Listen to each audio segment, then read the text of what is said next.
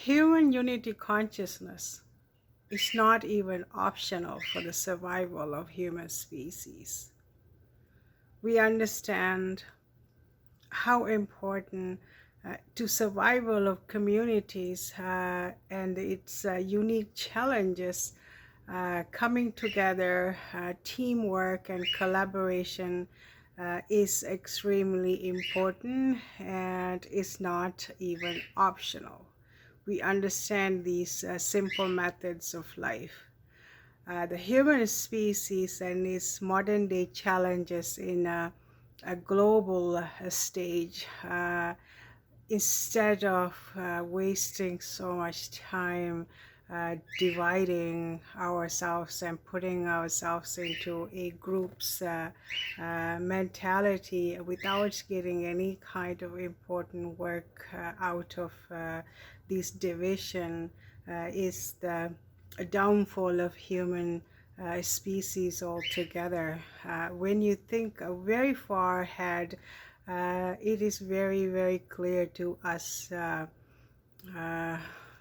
weird people, the black sheeps and uh, outsiders looking in.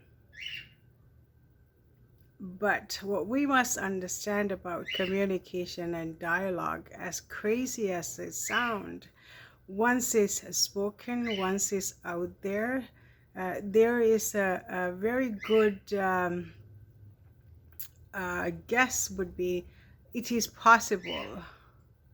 It might be the most craziest idea that somebody will come up with, but it is out there, it is accessible, and there is no going back. You cannot put it back into a box once it's spoken.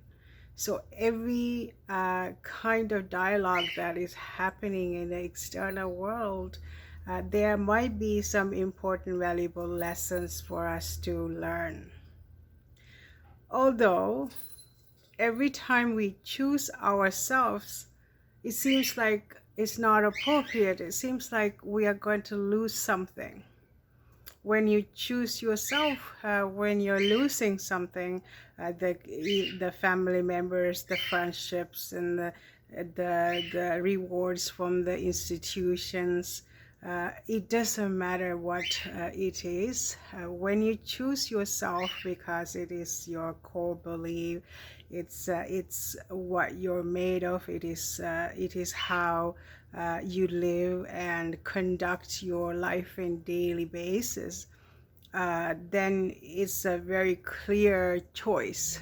We know it's wrong, we know it's right, so therefore you're going to choose what is your most closest to your heart, and this is what choosing yourself is all about. But it is going to cost you something, something valuable. Even in the past few years, we lost our jobs that we cared for, but we know over the years you don't have the same enthusiasm as it was from the beginning. So then you going into a different ideas, and you're changing your understanding, you're changing your desires, you're thinking ahead, you're constantly seeking for something different, and then these stepping stones are not there comforting you as much, because you're feeling a little bit of emptiness within you because you have chosen yourself, or you neglect choosing yourself. It's the one factor. But how important teamwork and collaboration, it starts in your family. We always blame the external factors, the employers and the governments, everything there is, because it's easy target. But what we are looking at is how we conduct our lives in our families. For example, if you have your family is a combination of your immediate family, nuclear family, your extended family, so then you have a much larger selection there. But in order for us to be successful in this family tree, we are to contribute, and we have to put that firm foundation, because every member is important. When you look at the bigger picture, you cannot pick and choose who you're going to support. You have to make a sacrifices for that younger generations, to put them, give them a stable foundation, because of the safety that comes, and provide these youngsters, because they are not scared. They are able to create their authentic style of life because they feel safe enough to do so. This is the areas that we neglect, and then out in the world we are hoping for perfect men, perfect women, but we haven't laid the foundation to that upbringing. People aren't supported, they aren't heard, they aren't loved equally. They're scattered, they're broken, they are constantly in stressful situations. So then we somehow trying to create a life with what we got, but we are constantly seeking something that is not there for us when we are growing. It's like a tree has to be nurtured from the ground up.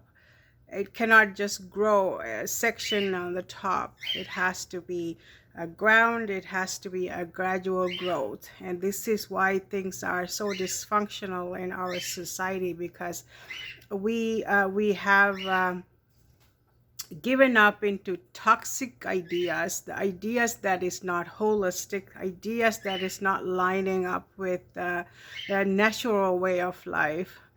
So then we go into these easy sections. Technology maybe resolve everything. Maybe the robot is going to write that thing down for us. Maybe they are going to make us important and help us to manage this big corporation. These are just a little housekeeping tips. I am trying to, as it come to my mind, I'm trying to express them because maybe there is a couple of few words that maybe you can be inspired and create that holistic style of life.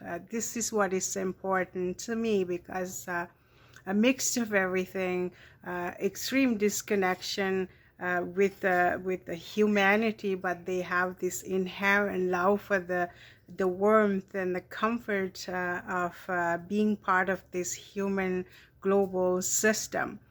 You understand the warmth of human beings. You can grieve by losing someone completely strange and never met them even. Animals or the people, we grieve so much because we are facing the truth that the light has gone out. Because there was a light, there was an energy, and when we lose it, we feel it. This is how the unity consciousness work.